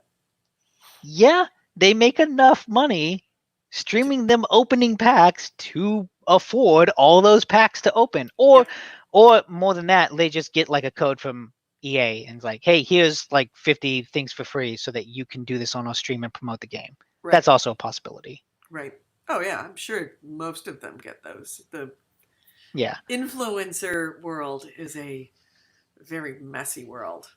Mm-hmm. I'd like to think we were influencer, but we're not influencing anyone. The only thing we're influencing people to do is to, not be us. We are the bad example. I mean, We are the before It's- picture, not the afters. like you got to commit to that life, right? Like if I was like, I want to be an influencer, I want to make a YouTube channel of me playing through Final Fantasy 15. I've got to record that. I've got to edit that shit. I've got to have a setup that can do all that, and I've got to put in the time to do all that. And it is, and the world of influencers, because influencers rely upon each other to help promote their influence within the world, and the world of influencers is a nasty, nasty place. It's one of the reasons why I really enjoy having a podcast, because we can all be cooperative and not competitive. But those fuckers absolutely compete with each other and will sabotage each other at the drop of a hat. It is mean girls all day, every day. A lot of YouTube channel drama. Like this channel's feuding with this channel. Here's why. Yeah. Yeah, it's like kind of like the early days with podcasts where it was like, I had a couple of gaming podcasts that wanted to start feuds with us back in the day. And maybe it's just because I'm older, and maybe because I'm a girl and I already went through that in high school. I did not want to go back to it again. Feud was not something I wanted to do. So, anything else? Yeah, I got this from GameSpot. Apparently there was a job listing somewhere that suggested that the PS5 would launch in October. And then Sony came out and said like, nope, don't believe that at all. They want to keep their release date open. So they don't want to commit to anything, even a month at this point. So yeah, whatever rumor you saw about the PS5 launching in October, take it with a grain of salt. Yeah, well, I mean, that's the thing, is that I don't know where that rumor could have possibly originated. It was a job listing, but the article on GameSpot doesn't say where it was from, but that which I assume has been taken down. Defies logic, and on so many levels, that they would release in October. It's just, I don't know. It's not no way. It's not that unheard of. Like the current assumption is that they release it in November, like around Black Friday. Right. Like that's the assumption. Going a month earlier is not that out of the question. Yes, it is. It's exactly what it is. Completely out of the question. Why would you release a month before the holiday or the time of year when everybody's fucking buying everything and buying holiday gifts? Because you want to be out before the Xbox. No, because people are going to buy the Xbox. What the first one to release is going to have a problem, because everybody is going to wait for the second one before they buy the first one. The only people that are going to go on out and buy a PS5 on day one without even considering the Xbox are either people that are going to be buying both, or people that are absolutely already decided they're never going to buy an Xbox because they're Sony fanboys.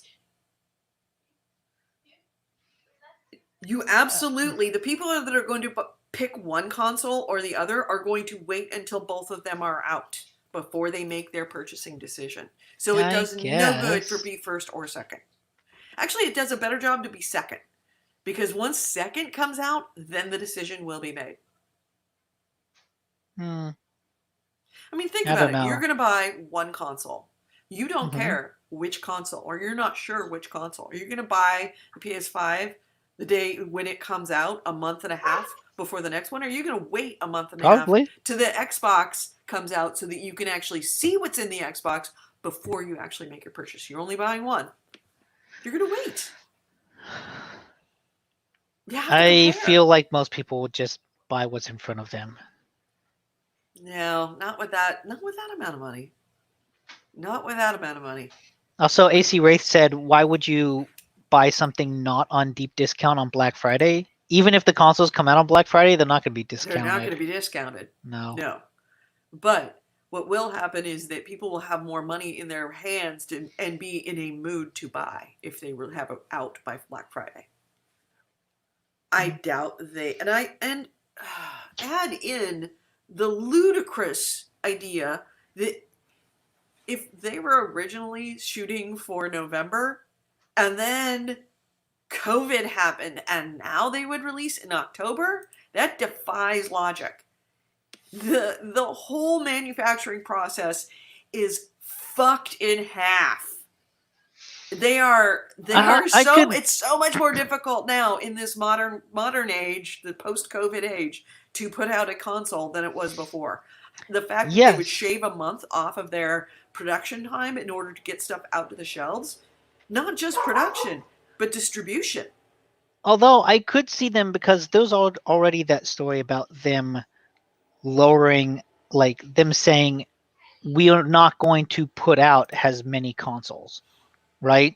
Like, I think the PS4 sold 7 million in its first couple months, and Sony was saying, yeah, it's unlikely that we'll have that many consoles available in that same time window. So they're already cutting down the expectations of production. If they're going to do that already, I could see them saying, well, let's just put it out a month earlier, because like all production is already cut. So let's just get an extra month of sales in this year. Just put it out when we can, like as soon as we can.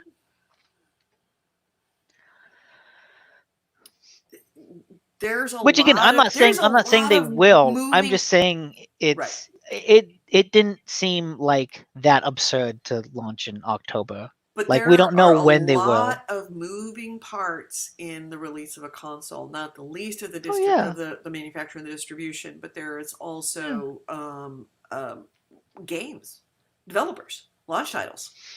You shave a month off of. I mean, you could put out a console, but it's got no games. We all know that that's a death knell for a console. There's already not going to be any launch titles for either of these consoles.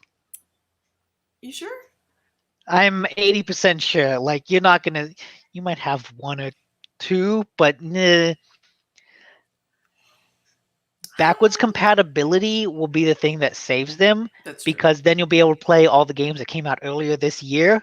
Yes. Because at this point, any game that was going to launch in that window is probably seriously delayed. Yep. So. What the hell is going on in your house? Yeah. Okay. Something just happened. All right. So I guess I will move on to my last item, which is so I don't know if you knew this, but 2 years ago, Xbox linked up with Special Olympics to do their first ever esports event, and they are teaming up with a new virtual event next week. They will have a because there's no Olympics now. Special Olympics 2020 is also been canceled, the in-person stuff, but they are doing a esports event. 35 athletes representing 11 countries are going to get together for a Forza Motorsport 7 competition on May 30th. And when they do the award ceremony, they will be doing it in Minecraft. So besides, it's just a great way to, well, first off, let's just say this is freaking legitimizing esports as a potential Olympic event. Because if you can have it in Special Olympics, you can have it in the regular Olympics. But more importantly, if you would like to watch, it is going to be streamed. It's going to be streamed on Mixer, Xbox, YouTube, or Twitch. It is May 30th at 3 p.m. Eastern Time. So that would be noon Pacific Time on May 30th. You can check for it on Mixer, Xbox, YouTube, or Twitch. And we still don't have a Nick. Anybody want to take any guesses of what just happened? Because that sounded horrible. Everybody's okay. Good. We got a thumbs up from okay. Caitlin. Basically, the dogs. Yeah. Oh, do you want to hear? Basically, the dogs were fighting over a piece of food that dropped. But then the cat got involved. Jupiter.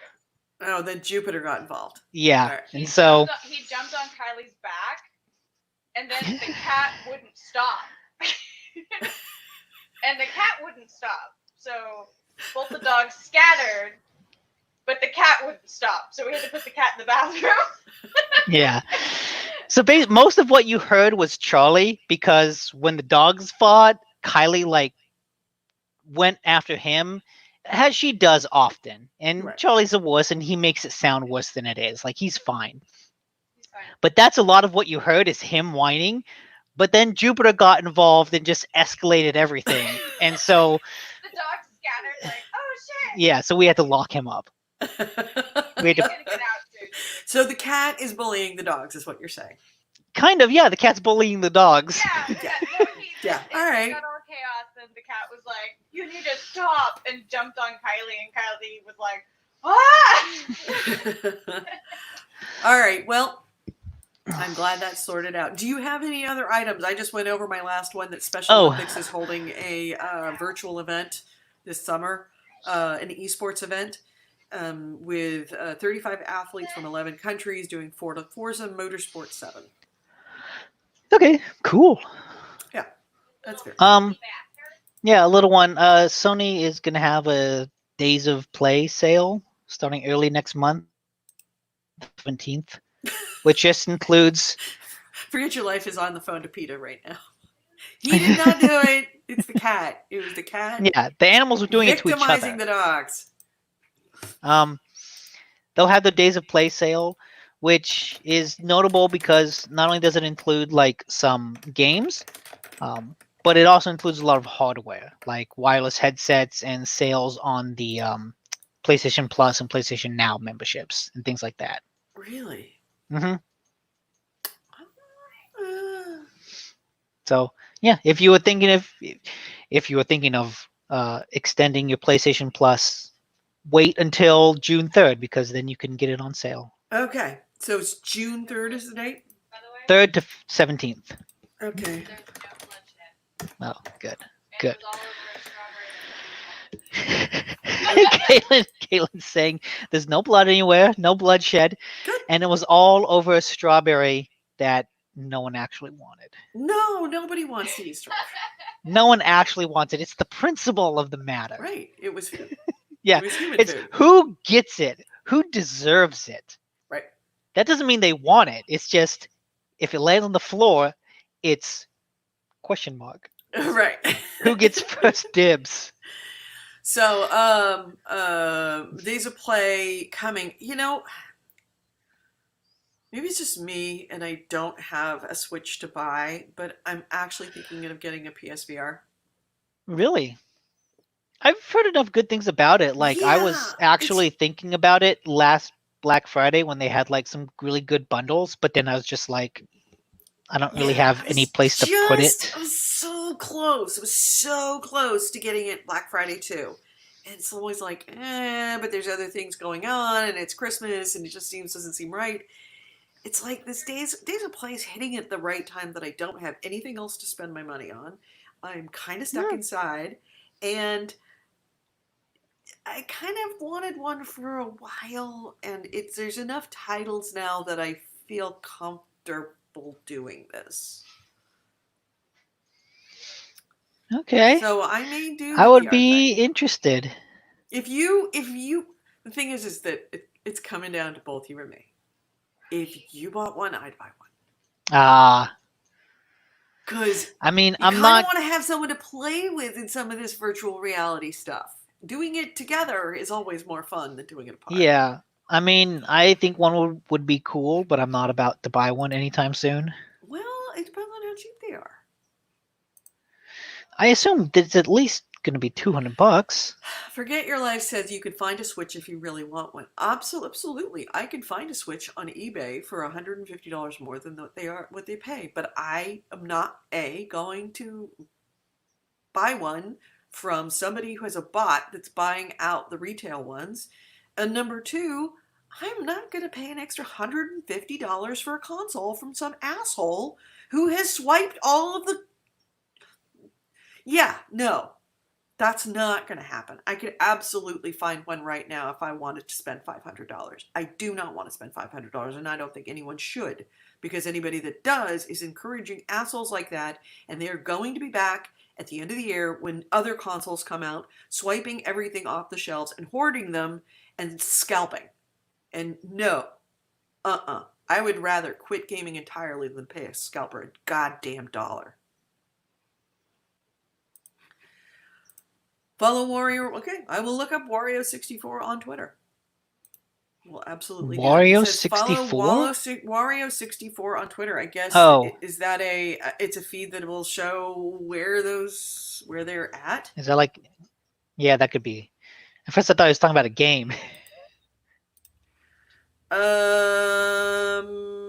Let's see. Goalie has it, doesn't he? AC Wraith is asking. I seem to remember him streaming with some sort of AR robot. No. I can guarantee you, No, Goalie does not have VR because he that's gets sick from the VR. playroom. Yeah, that's just the PlayStation Playroom. right. That if you have the PlayStation camera, that's something that comes with it. All right. Yeah, Best Buy and GameStop occasionally get them in, but that would mean that I would have to be out checking Well, first off, I won't buy anything from GameStop, but I would have to go out and check my Best Buy on a regular basis, and I am sheltering people. That person who just walked back there, he's got all of the indicators for somebody that dies from COVID. So I am sheltering, not necessarily because I'm concerned about me. I'm concerned about bringing something home to that guy. Yeah. Because he's got the high blood pressure, and he has the pre-existing condition, and he has the diabetes. So I am absolutely being careful about what I bring home. So going out to Best Buy on a regular basis to check for that, or even making phone calls to them. Our local Best Buy never picks up the phone anyway. So. All right, I will follow Wario64 to tweet out deals. Yeah, okay. He used to work for Cheap Ass Gamer, and I will follow him on Twitter today and start watching it carefully, because I really would like a Switch, very much so. Just can't get one delivered, and I can't guarantee that there will be one at the store when I go down there. So, any other items before we close out the show, Nick? Nah, not that I have. All right, so let's. Oh, as a final reminder, two things. One, don't forget we will be having a new time for the show. It is going to be 2 p.m. Pacific, 5 p.m. Eastern for the new time for GameHounds. 2 p.m. Pacific, 5 p.m. Eastern on Sundays for GameHounds, starting next week with our third chair, Creation Chaos, aka Andrew Smith. Super excited to have him as our regular third chair. Gully is going to be dropping in whenever he can, because of course he's still got his own show. Don't forget Grandpa's Hidden Chest, as well as Digital to Dice podcast, videocast. Check him out. He is very prolific for that right now. Unfortunately, it's at a time that we can't be there, and he can't be here for our time unless something weird happens. But on those times when he can drop in, he will. So don't worry about that. I just want to say in the chat, Miles said that he just got an Oculus, and he's pretty impressed by it. Oh, really? Super Hot, a game for the win. All right. Yeah, Super Hot was Hot is a really good game. Super Hot is like one of the best action games, one of my favorite action games ever. And in VR, I imagine it's just going to be better. That would be one of the first things I pick up if I ever get a VR headset. Yes, absolutely. So, that seems like a good choice. And right, Stevenson said it's the only game I've ever earlier than that, he said the only game you need for Switch is Breath of the Wild. Oh, that's right. Which I will disagree with. Yeah, I think strongly. Yeah, there's a Persona. No, I'm just saying that because I didn't actually like Breath of the Wild. Oh, okay.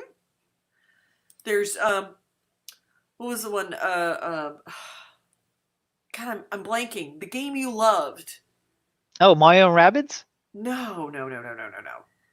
The one with the Fire houses. Emblem Three Houses? Yes. Fire Emblem. Yeah. I kept having a blank on that. Yeah, Fire Emblem. I'm looking forward to that. I really want to play Animal Crossing. So yeah, there's a lot of reasons now for me to get a Switch, and Animal Crossing was the moment when it was like, okay, now is when I want this console. But Corey Can't get Wallace one. is not stopping. He says my ESO might be going free to play a few weeks in June because they've got new DLC dropping. I may have to do a If it goes free to fundraiser. play, if the base game is free, I will download it. I may have to do a fundraiser for this show. That it was be like ESO versus Warframe. And just like, bidding on which is the game I am going to start playing. Warframe or ESO. And I will absolutely give it a college try. But and we'll keep a scoreboard of which side is donating more. I know that just sounds wrong, but gotta do what you gotta do. Who will bribe you the most? Who will bribe me the most on our Patreon? Corey Wall says Resogun. Hey, Resogun was awesome. House of Fun was a great game. I played the shit out of it for a little while, and then I moved on. Bitter says I'm not taking the bait. Good for you, Bitters. Don't take that bait. But I just might consider to keep dangling it out there. Who knows? That might just happen one of these days. I'll do it as we'll do it as a fundraiser for Child's Play. Bidding to make me play one of those two games, with all proceeds going to Child's Play. That's a thought. We might have to think about that one.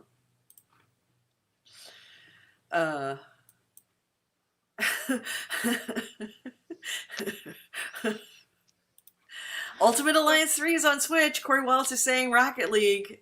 Miles Thompson is saying, gotta get my hands on Animal Crossing. I agree. All of those things. All right, so now that the chat room has come to life, should we close this out? Oh, yeah. All right, so let's close this out. Cut the head off the snakes. Oop, wrong one. Wrong file. Thank you for listening to GameHounds, episode 546. We recorded this on May 24th, 2020. I've been Edie Sellers, and with me has been With me has been Nick DiNicola. Next week, don't forget, we change our show. Our show is going to be at 2 p.m. Pacific, 5 p.m. Eastern, with our new third chair, Creation Chaos, a.k.a. Andrew Smith, who will be joining us, hopefully permanently. We'll see. But ways to get a hold of us is gamehounds.net is our website, and gamehounds@gmail.com is our email. If you want to watch us, want to listen to us live, you can listen to us on Spreaker. That's Spreaker.com. We record this show Sundays, starting next week, 2 p.m. Pacific, 5 p.m. 2 p.m. Pacific, 5 p.m. Eastern. I have to get used to saying that. But if you also want to see us while we do our show, all of us are on two separate video feeds. One is on YouTube. It is The GameHounds is our YouTube channel. Don't just like us, and then hit the bell for the alert so you get alerted when we go live. Also, we're on Facebook. Don't just follow us and get notifications from us. And we are The GameHounds on Facebook. So, on YouTube, it is GameHounds Vids. That's GameHounds VIDS is in videos. Like, subscribe, and get notifications. Hit the bell. Right down there. Hit the bell. If you would like to donate to this show, we would certainly very much appreciate that. We have a Patreon. Our Patreon is patreon.com/GameHounds. Please join us. And again, always, you can check out all the new stuff on gamehounds.net. That's our website. Thank you so much for listening to us this week. And we will talk to you next week at 2 p.m. Western, Pacific, California, Western states. Yes, 2 p.m. that time. Nick and I get to sleep in. Woohoo! Yay. Talk to you next week, everyone. Bye.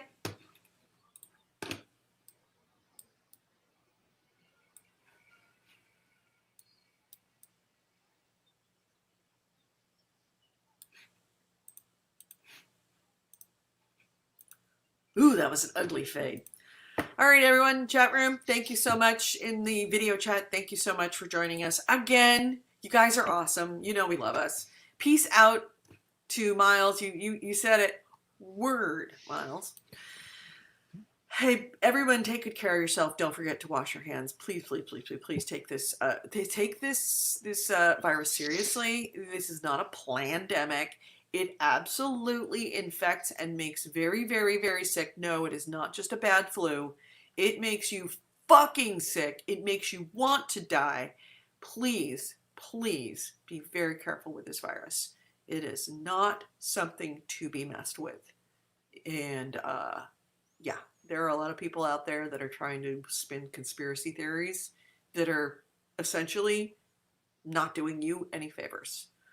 Be careful with this virus. And despite what some people say, you can get it anywhere outside of a, yeah, anyway. We will talk to you next week, everyone. Bye, everyone. And Bye. be nice to Chaos for like the first 15 minutes. And then you can totally savage him. See you later, Nick. Bye. Bye.